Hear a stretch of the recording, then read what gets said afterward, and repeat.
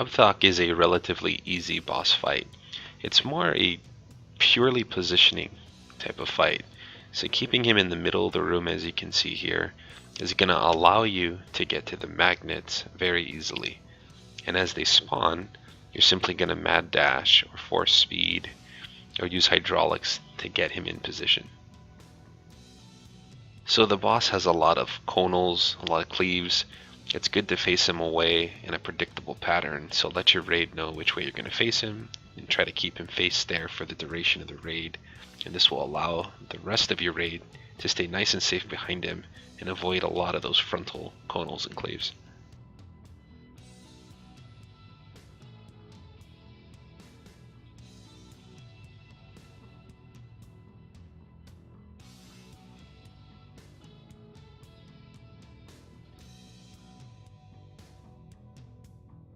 And next you're going to see pipe smash. So here you just really want to force speed. You want to mad dash or hydraulic right to the magnet as quickly as you can.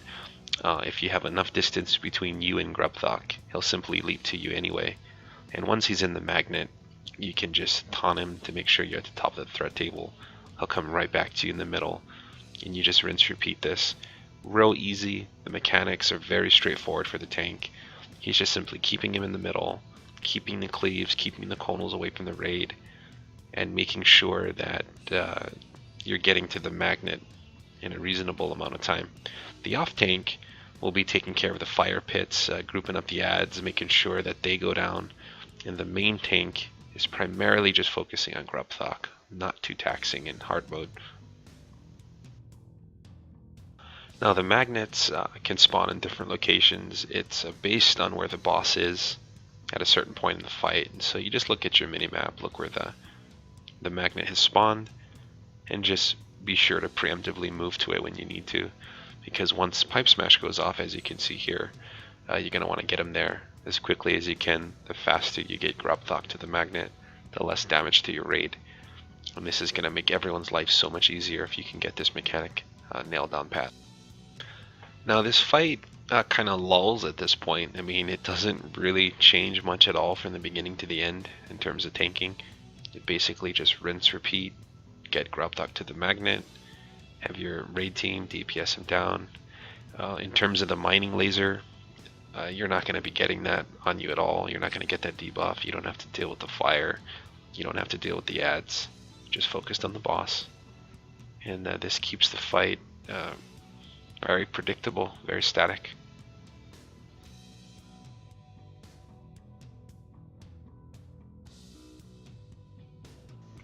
Now in terms of your mitigations, like your cooldowns and whatnot, I can't really think of a time in the fight where you absolutely need to use them. Maybe if you mess up the pipe smash timing, you could use it then, but for the most part, you're just going to be saving your cooldowns for in case if your raid messes up or your healers fall behind for whatever reason. But the fight is pretty straightforward. There's no real burst damage phases. As long as you're keeping the conals away from the raid, as long as the raid isn't standing in the fire, there's not a lot of damage going out. And being that there's only really one tank that needs to be healed full time, your healers should be able to keep up. The off tank can take a bit of damage, so sometimes you might want to pop a cooldown if you notice the off tank is taking a bit of damage because he's running through fire, trying to kill the adds or whatnot. But for the most part, just systematically maybe cycling through cooldowns, trying to keep yourself as least spiky as possible, maybe saving your hardest hitting cooldowns in case your raid gets into trouble would be what I would recommend. But for the most part, this fight is really, really easy. Nothing really outstanding in terms of using cooldowns.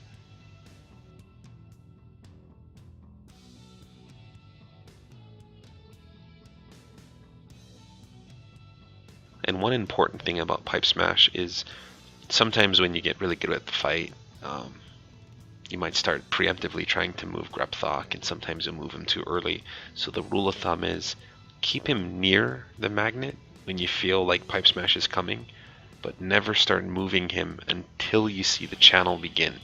Because once the channel begins, he's going to be frozen in place until it ends. So as soon as you see that channel start, that's when you book it. That's when you use your speed and you go run to the magnet, and then from there you'll be safe.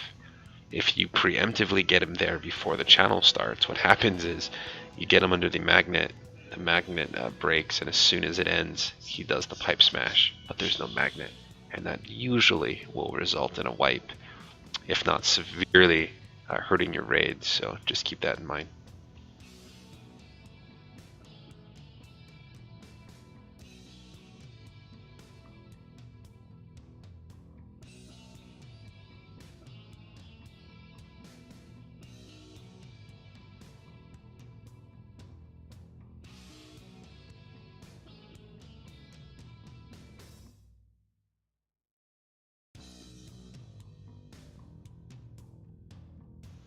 So from a tanking perspective, that's pretty much it. Just rinse, repeat. Keep trying to get him to the magnet. Have your DPS burn him down. Before you know it, he'll be dead. You can claim his loot. Thank you for watching. If you enjoyed this video, please subscribe.